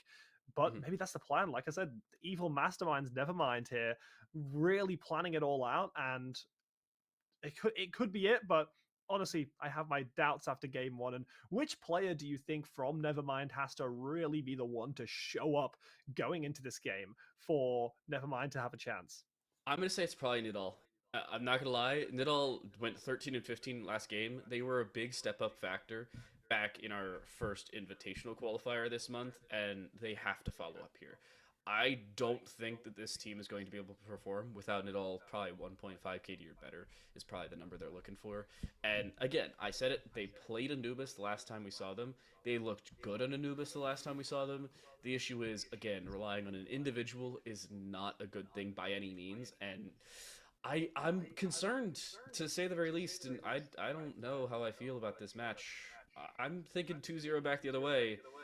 And even then, I'm still concerned. I don't think, Nevermind, I think the round cutoff's probably 5 at this point if Nidal does not become that individual. Well, yeah, we just have to wait and see. We are going to be heading into our second game just now. What an exciting game we have, and this could be a very speedy end for Nevermind unless they're able to pull something out of the pocket and hope that Nidal as well, like you're saying, get that big play. We're seeing Nidal here. Maybe Nidal can get first blood of the game and really turn this around. I said it earlier, I'll say it again. Nevermind did select the T side. This is POGGERZ map selection. Nevermind chose to be on the attack to kick things away, and it seems like the drop off the early bridge and yet still losing opening picks. Fesser finds 2. He'll turn his attention, find 3, turn for 4. What is that from Fesser? POGGERZ make a statement, and it seems like he's a professor. Schooling Nevermind as the pistol goes POGGERZ way. I mean, Fesser has just shown to be one of the best players. I mean, I would like to say, granted, I've not seen the other games in Arena Esports CS so far, because if you were talking about Nevermind being decent, and then seeing POGGERZ come through and Fesser just be this good, this is the kind of plays that we expect from someone this good. And honestly, it is fantastic to see every single time. And especially after a 4K first round like that, where Fesser's able to just clean people up one headshot at a time, Nevermind have to be quaking in their boots, thinking, well, what can we do here? They do get that rush onto the site, but Day Zero's here to try and clean them up. Does turn it into 2. It turns it into 3, and we see Spore from behind able to put up on the side. And there we go, just falling down. Fesser from across mid, getting that assist for KD's at 69. POGGERZ are looking to get this one over and done with ASAP, like we were saying before. And it seems like Nevermind is as well. They're like, hey, let's see how much we can rush on the T side and see how many times we can die in the first 20 seconds of the round. I think this is the quickest 2-0 I've ever seen in terms of round count. But I don't know about map count. Nevermind. This is where they're going to have the rubber meet the road. If they're going to show up here in Anubis, this is the time they're going to do it. The issue is they are giving up so much control for it. Smoke of mid, aggression here from KD, and they have all the map control they need. Flash through. It does land, but still ZZZ. He finds the opening. Is that a sub? I don't remember a ZZZ. Am I missing something? I mean, who knows? Maybe it was a name change in between the games and just trying to like fix things up. But yeah, it could be a sub as well. I don't particularly remember the name, or maybe it was just that we didn't see it on the scoreboard very often. Who knows? Spore though does get that 1 kill, turns it around. Oh, never mind. That was actually a quick cam change. I didn't even notice that for a second. Doc gets that kill up, and now POGGERZ, which were looking really, really bad. What is this from Day Zero? Turns it into 2, gets the damage on the 3rd, swaps for the AK, and now Nevermind, who are actually looking like they had a pretty decent round going for them, isn't going to work out. Day Zero coming in big to close out the 1v3 at the end there. Okay, so I wasn't tripping. ZZZ is indeed a sub and or the name change. I do believe it is somebody different. I'm going to bring up the scoreboard of our previous game just to make sure. No, it could be Simple. That's who it may be. Simple may have changed their name to ZZZ. I'm looking at their player card to see if they have a different I'm looking at the profile pictures. Yeah, I can see them along the top. I think it might be the same person, just with a different name. Maybe they were just that bored after the last game. No, it's a sub. Nope. Oh, okay. It's a sub. I noticed it was a different picture. I was about to bring that up, and we just got confirmation from production. It is a sub. Surprising, I think, especially considering they didn't have a sub back in the Invitational qualifier. Apparently, it was so broke they needed to fix it. Apparently, yeah, but I mean, I feel like Simple wasn't really the issue there. I feel like Simple played all right in that game 1, but maybe not according to Nevermind. But now back into a 3v3 situation, Nevermind can try and do something here, but as soon as I say that every single time, they instantly lose someone. In this case, it was 2 people, Camel being one of the better players as well for Nevermind, being dropped down there, and now into a 1 versus 3 Deagle in hand. Nidal, though, is the player to do it. This was the player that you said you wanted to see step up, and maybe with this Deagle, Nidal might be able to step up. very slowly looking around these corners. Spore knows what's going on. Spore's going to catch it out, and Spore, with the MVP for that round, brings them to 4-0. POGGERZ now taking charge even further in this game. Yeah, to answer the question that everybody was wondering, it's a 6-man rotating roster. It's a thing that a couple teams tried to make a little bit more common overall when Valorant teams were doing it and Overwatch teams made it more prevalent in the Tier 1 esports scene. It's not the case all that much more for Tier 1 teams because of major points and how they change. You actually lose major points from major events if you switch out your roster in the middle of it. As the points are tied to individual players, it doesn't work the same way overall. And it may not matter, because POGGERZ already have 4 rounds. They have 2 kills in this one. Trading out simple doesn't seem like it's changed all that much. And that mid-early aggression, Nidal seems to be aware of it. That spray down, he'll find one. He doesn't expect the second. That ends up being his downfall. Almost 2 for Fessor. They'll end up being traded 1 for 1. Well, I mean, here we go now. We do see being trade outs. Nevermind looking slightly better, and there they go. They do almost pull through the round, but POGGERZ just there to shut it down, and it's just going to sit there. Nice little karambit in hand, and just strafe away from the bomb. Maybe, is this a DC? Oh, no, okay. I imagine they disconnect. So just having a bit of fun, I think, before they get this bomb display. Is it like this? Come on, this has been a BM. We got to have a little bit more respect here. This has been in that, or at least the first part of the first half of the first game was looking decent, but never mind. I don't think I've only won 1 round across the both maps. I think I've only won 1 round in the last, I believe, I would like to say 14. They won the last round of the first half back on. Yeah, but I think they'd only had 2. So I think it was 3-2, and then they lost and lost and only won 1 more. So it's been rough for them. It's been rough. There's no 2 ways about it. And you can see Nidal though trying to at least turn that around with 2 kills through the smoke, being really nice, but taken out at the end. 2 kills has to be enough though. You have to be able to rely on your team and say, guys, I've gotten 2 of them. I need you to follow me up on that one because you're in a much better situation. And now a 4 versus 2. Surely this is what we can see Nevermind pull through. Yeah, but already 1 kill picked up here for Deus. And the problem is the bomb, again, is off the rest of the team. This bomb is just now rotating in through T-spawn.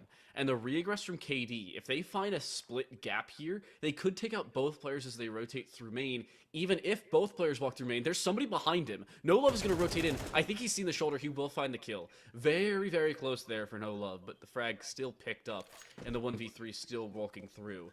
I also just did the numbers. This will be only their 2nd round in the last 20. Ooh. Going back to Ancient. Yeah, I mean, it looks like they will be able to pick this one up, unless they do, with No Love able to close it out, bring them their first round of this game number 2. 5-1 isn't that bad. You can pull it back from this, but it's going to be hard. It's going to be very, very hard. Okay, so we've also just got another update. It is a Nevermind roster that has 6 members on it. However, the 6 is only in case of emergencies, and it is the same profile picture. I was looking at the wrong side. Our production did just get verification. ZZZ is simple, just with a different Steam name. They do actually have a sub, but their name is not ZZZ. Just some clarification. There is no sub, but, I mean, after these opening rounds, maybe there should be, because it's already a 5v2 again. I mean, it's like that AWP play through the mid. Actually, we haven't seen many AWPs in these games so far, so opening up with one now. Fessor there, you can see POGGERZ are just out for blood. They lose 1 round, and they say, we ain't losing any more. They're going to be able to pick up 2 kills to open this up. Well, actually, 3 kills, sorry, to open this up now. Nevermind in a 2 versus 5 situation. There's 0 as well, getting another kill onto Camel. It is a slaughter. Nidal wasn't able to do anything in that 1v5. 6-1 flawless round. All the money in the side of POGGERZ. What can you do now? 1 round was not enough. Sorry, I fell asleep. Did something happen? Oh, wait. Wow, POGGERZ won another round. It's just them. It's continually commanding map control. They have early kills going their way. They have map control going their way. I can't put a single thing, I can't put my finger on a single thing from Nevermind and saying, oh yeah, if they change this one thing about their playstyle or about their game right now, they will have a completely different way of playing. It'll end up going their way, they're going to win the game. No, that's not the case. It's a culmination of many things. I'll say it again, early map controls being one of them. Fesser did just make a sound cue. This could be watched. It is, and yet he still wins the fight. And he'll have help in through mid, and it's a 4v2 in 30 seconds. Rough. And it's just not working out. I mean, the missing of the shot, Nidal almost was able to get something there. Camel does get taken off across the map as well. 7-1 now for us staying alive. The economy just being built more and more for POGGERZ. This is... It's rough. I mean, we've said it a million times. It's a slaughter. It's a one-sided game. It's a POGGERZ game for POGGERZ now. 7-1. Maybe they could even try and look to end this out with a smaller round count than the previous game, which would be impressive considering how much of a shutdown that game was. And it's going to continue here. Seems like rushes have to be the call here for Nevermind if something wants to go their way. Opening kill does for a few seconds, but it's immediately returned, and re-engagement's still going the direction of POGGERZ. And as soon as they find that opening and it gets traded, they just slow it down. It is a full stop. Everybody's pressed the emergency brake red button and halted where they stand. The extent of a follow-through is through A, and that's it. And it'll be a 1v1 there. And Deus has an op. There's no way they lose this fight, right? Oh, they looked away. Oh, there's a shot. They still... Yep. Okay. Well, I mean, what can you say? Kamal does get that kill. Now, POGGERZ and Nevermind in this 3v3 situation. It's looking slightly better for Nevermind, but you have to be winning pretty hard. And quick reactions. Day 0 turns it into a 3 versus 2 now. Favor of POGGERZ. And Nevermind, I mean, they're cut off from the orb. They're in a 2v2. The turnaround able to come through and spore onto Camel. It is, I mean, like, we're getting from you now, it is a bit of a funny one. And now we're seeing Nidal in a 1 versus 3 scenario. So one person that can do it, but it's not going to be the person that can do it this time, as Doc is very good in clutch situations on either side, it seems. Yeah, Spall even walking through mid there was like, oh yeah, we've just found 2 kills in mid. I think I heard a sound cue under me. There should be free control on the top of bridge, and there was. And then they walk in, they hear a sprinting bomb carrier, and we're like, oh yeah, let me just sit in this corner really quick. And they do, and they find a kill. And honestly, it's just funny at this point. POGGERZ are up 8-1. I'm gonna bring up, it's like 2 in 26 or 27 rounds at this point. Nidal finds the opening kill, oh my gosh, and then Lot holds W for no reason, and gives up himself and Nidal. It's a 4v3 as soon as they picked up the opening kill. They just give it away for absolutely no reason, and they almost give up another. Spall almost had the opportunity there. And he'll re-aggress through mid, because he doesn't care. Yep, and now you can see POGGERZ getting into that 4 versus 2 with a 3K coming out big for Sports. Well, it's going to get shut down. But, I mean, the entire team is good enough that it's going to be a hard one. But now Camel on a 1 versus 2 does get the bomb down full HP. So it's possible, especially with that bomb down, can try and make some plays. But we've seen POGGERZ so good on these retakes. But Camel does get 1, does take 2, and gets the second round for Nevermind in this first half, giving them just a spark of life in this game that's been looking so dominant towards POGGERZ. Finally a saving grace, finally a clutch attempt that goes their way. Nevermind are on the board once more. It is not just a statistical outlier. Their T side is here, albeit it's still down by 6 and could be down by 7 or 8 towards the end of this half. But you gotta say, POGGERZ, they've finally been shut down for a few seconds. I say that as Spall does and takes damage. He'll take significantly more than he does. 2 for 1. The early trades fully favor Nevermind for the first time in years, it seems. And something finally starts to go their way as soon as they over-aggress. Why do you swing that lot? He has no help. There's no reason.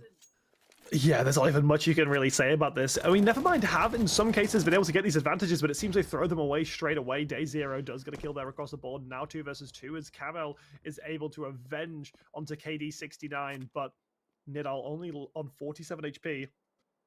Doc here, been one of the most fantastic players, but Nidal's there to shut it down in such a nice spot and bring it to that 1 versus 2.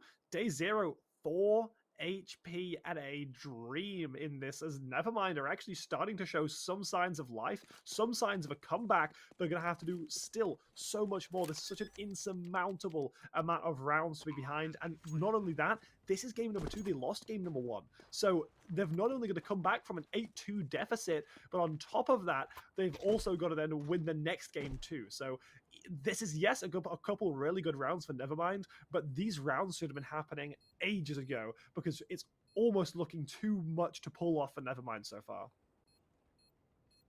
Interestingly enough, this would be the only time that a monthly qualifier has gone to 3 maps, and the only time a monthly qualifier hasn't ended on Anubis.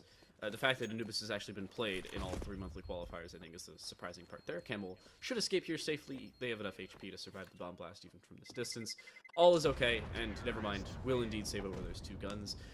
8-4 is a more than possible half, and actually at the end of the day, it wouldn't be a terrible half for them. Their CT side, like we've said before, needs some work, but is certainly capable. And it was perfectly fine back in the Invitational Qualifier, but then again, so was their Ancient, and that wasn't the case here. Yeah, and you know, we're actually seeing, I mean, we just sort of had a quick, speedy look at the scoreboard, and yeah, you could just see from the like kills wise even that Nevermind just have a few players that are fantastic, and then that's about it. Doc getting an opening kill onto LDT. They are on Deagles this round, so it's maybe not going to be as good as you would have hoped. As look at Fessa going for the most aggressive Deagle play so far. Goes and secures that AK, and Fessa with an AK in these aggressive positions is dangerous. Fessa has been able to show up so big so far in these positions, and looking for that lurk around could be enough, but pulls out the nade. No Love gets the kill into Fessa with the awful timing, and now Nevermind in a 4v4 situation. POGGERZ were almost looking like they were going to take full control of that, but Fessa with the blunder does mean that Nevermind have a bit more of a chance in this round. The question is, what are Nevermind doing? They've done a whole lot of nothing with that opening retrieve, and more importantly, it looks like they're trying to split A, but they have no A main control. They're walking through, and KD69 sends No Love to an early grave. A flank coming through is denied by Doc, but there's the re-engagement. 1, make it 2. Deo with a 2-piece, and a 1v3 as it stands. ZZZ, better known as Simple from our first game, now needs to clutch, is sitting in mid, but is sprinting to B, and is certainly heard here from KD. This will be a very long flank, but one that'll prove fruitful. There's no way they win this, right? I mean, they definitely have that chance, but at the same time, you've got to get that bomb down. It's only 20 seconds left. You have so much pressure, and Day Zero with the 3K does close it out. 9-3 from this first half in game number 2 on Anubis. POGGERZ in a substantial lead right now, and only a few more rounds until they can be crowned the victors and go into the next half. So Nevermind really have to pull something out of the bag here to have any chance of going into these qualifiers and maybe just potentially being the winners of the grand finals.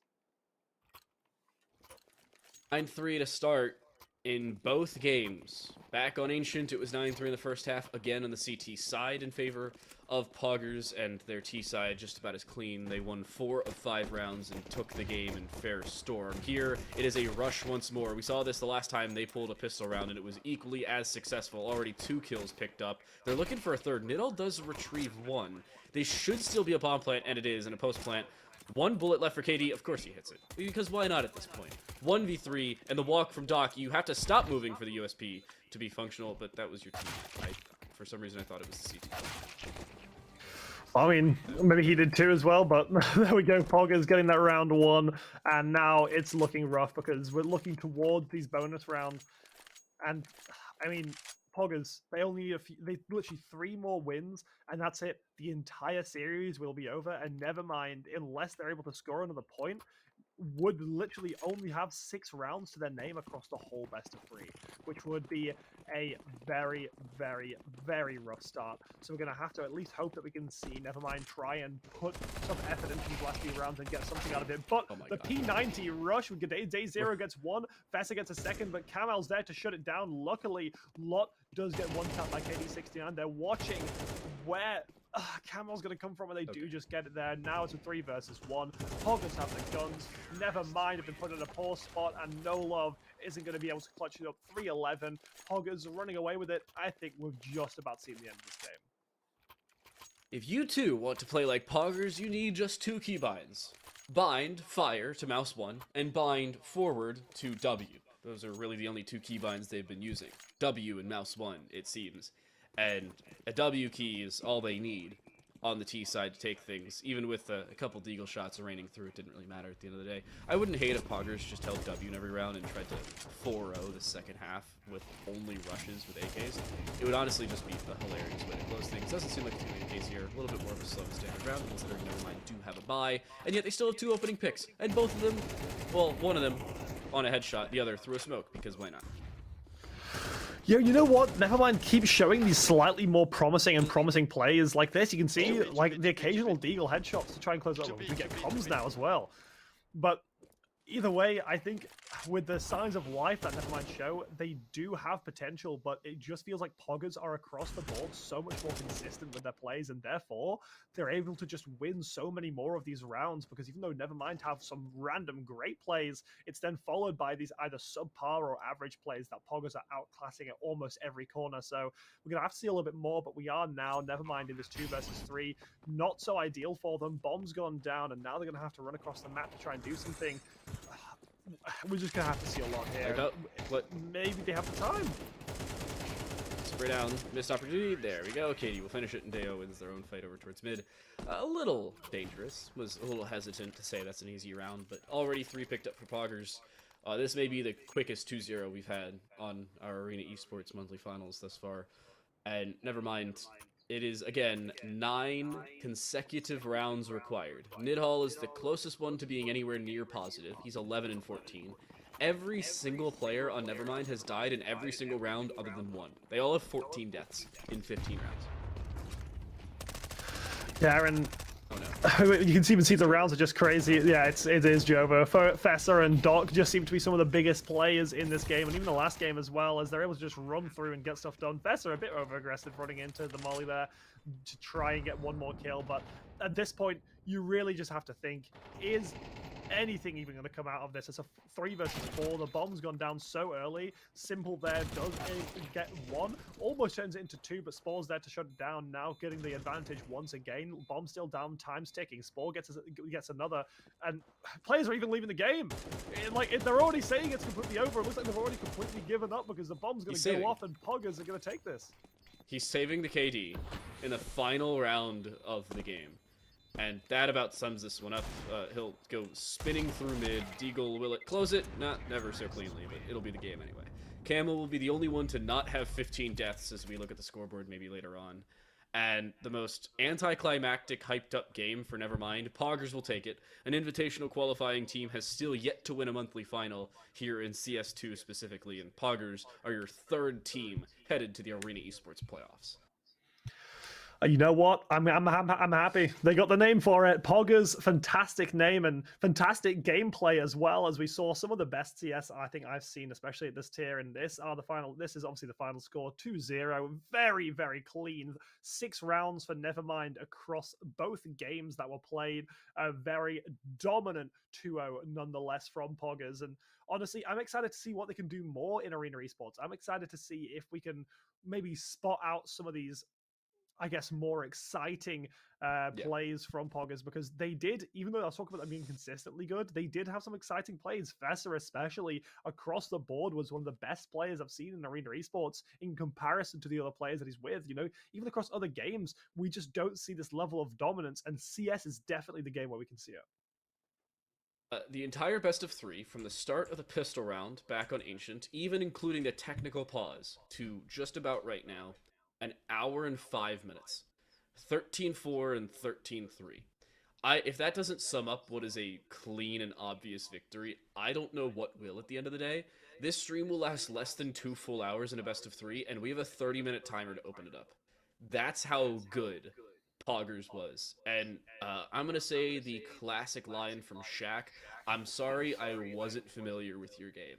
Because Nevermind looked great in the invitational qualifier, but apparently we need to start streaming open qualifiers, because they're the teams that start winning them all the time. Yeah, I mean, clearly, because I mean, I don't know. They're just all over them, and I think especially with open qualifiers, you get a lot of practice in rather than that sort of like invited side of things. So, I mean, hey, it's worked out, and the skills clearly there. Maybe Arena Esports have some new champions to crown at the end of this tournament, but make sure we are thanking as well our Etisalat powered by and strategic partner and broadcasting partner being AD Gaming and Playtonia, respectively. That was a pretty thrilling.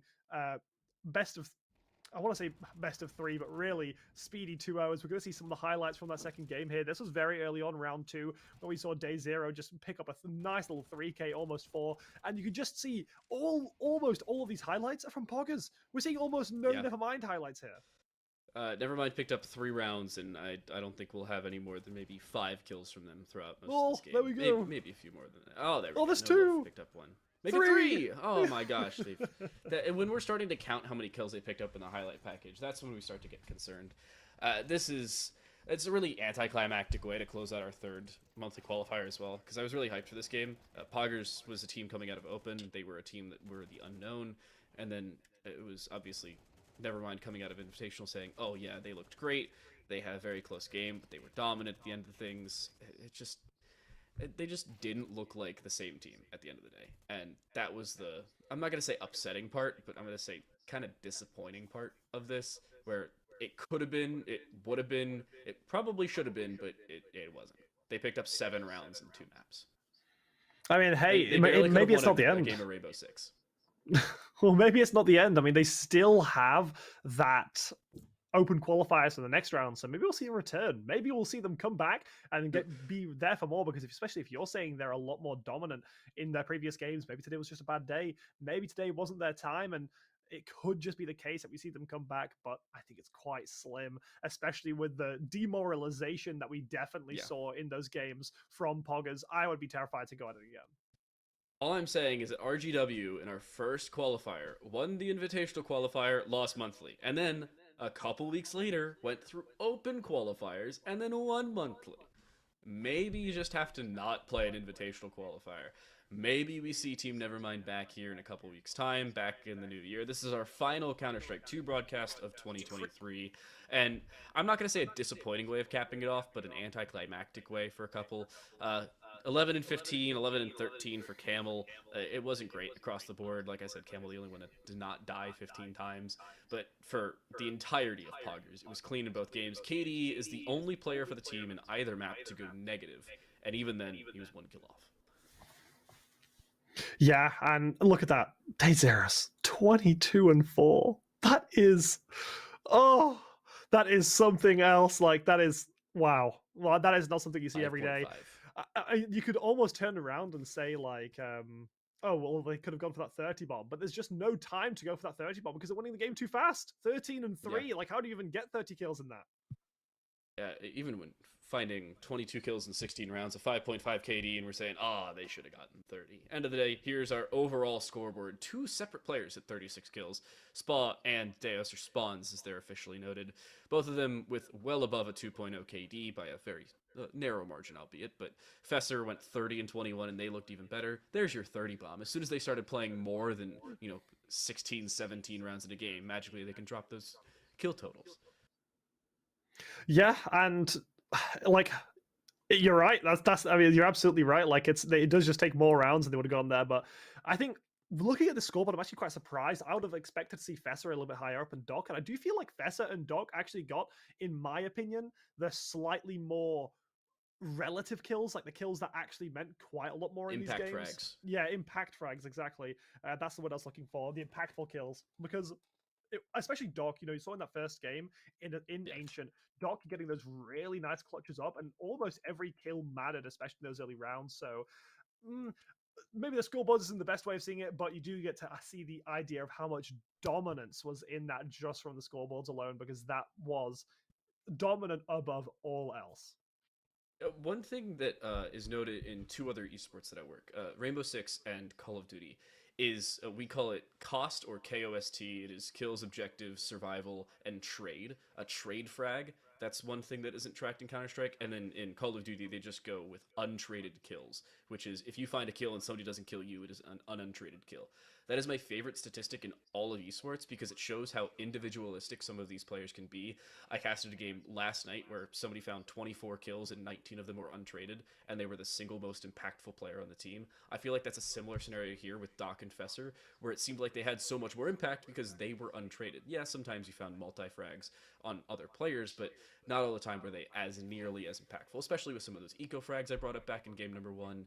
It was a clean game regardless. That's the sum up of today. It was 13-3, 13-4. The overall round differential was 26-7. That is a 19 round diff in 2 games, and it didn't even seem that close. Yeah, I mean, you're absolutely right. Like, it really, yeah, it was, I don't know. It's a tough game. It's a tough game, isn't it, right? But I mean, either way, we've got the prize pool coming up here. This is what POGGERZ could be looking at after that good of a game. I don't know. After seeing such a dominant game, I feel like POGGERZ definitely have a good chance of having a fair share of that. Now you can see them added to that playoffs graphic, and we've got one more monthly qualifiers, and then after that, it's the playoffs. That's where things are going to get really interesting, because that's where we're going to be seeing some of these teams really playing for that big money increase. Yeah, in terms of scheduling, by the way, Friday, January 5th is our invitational qualifier, at least the stream for it, and Sunday, January 14th, the second weekend in January of the new year, is when our monthly finals come around. That's the last monthly finals, January 26th and 27th. That is when we will send teams from the playoffs to the grand finals, and then the grand finals are run between Saturday, February 10th, and Saturday, February 17th. So mark your calendars for the new year in 2024, because we have a heck of a lot of Counter-Strike 2 to bring you. In terms of the prize pool as well, we said at $1,200, but of those $1,200, $350 is dispersed in terms of Arena Esports points, or $250 is dispersed in Arena Esports points. That $250 is given up to the runner-up in the invitational qualifier, aka one of the 2 teams that lost it, and the runner-up in the open qualifier. I gotta say here, Miwa, this was a fairly quick stream. I wanted it to be a 2-0 just because I gotta pack up to head home, but at the same time, I wanted it to be a close 2-0, not 26-7. Final thoughts? Well, final thoughts are POGGERZ, and Nevermind aren't very POGGERZ. So honestly, it's been an absolute pleasure casting with you, especially a pleasure being on Arena Esports and being on CSGO being a little bit of a change for me. And again, thank you very much to our strategic partner in AD Gaming, broadcast partner Playtonia, and we are powered by Etisalat. So thank you very much to those. And it's also been fantastic casting with you tonight. So thank you very much, Time to Live. It's been a blast. It has been an absolute blast here in 2023 with Arena Esports. We've gotten 3 full series of invitational and monthly qualifiers done. Counter-Strike 2, as I said, is done in 2023, but the rest of our broadcasts here in the Arena Esports scene are still going. Notably enough, at least I still have PUBG Mobile to come in a couple weekends' time, so keep an eye out for all the rest of the games from MLBB to Free Fire, more importantly to PUBG Mobile, and we have Dota 2 tomorrow. Tune in for every single one of the Arena Esports broadcasts, and we'll see you here with CS2 in the new year.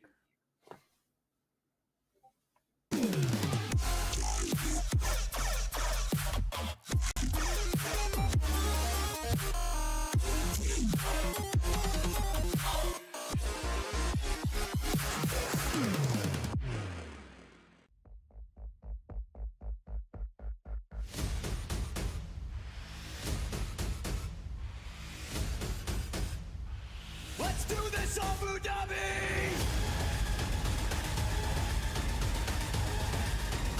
I could be the one you talk to when you're feeling down. I could be the one you run to when the moon hits the ground. I can say what I'm feeling, but the words just don't come out. If you ever feel lonely, girl, just know I'll come around. 'Cause I've traveled so far just to get to where you are. And I know that you're broken, but that makes you who you are. So pick up the pieces and show me you mean it tonight. I know what you're feeling, I see that look in your eyes. So pick up the pieces and show me you mean it tonight.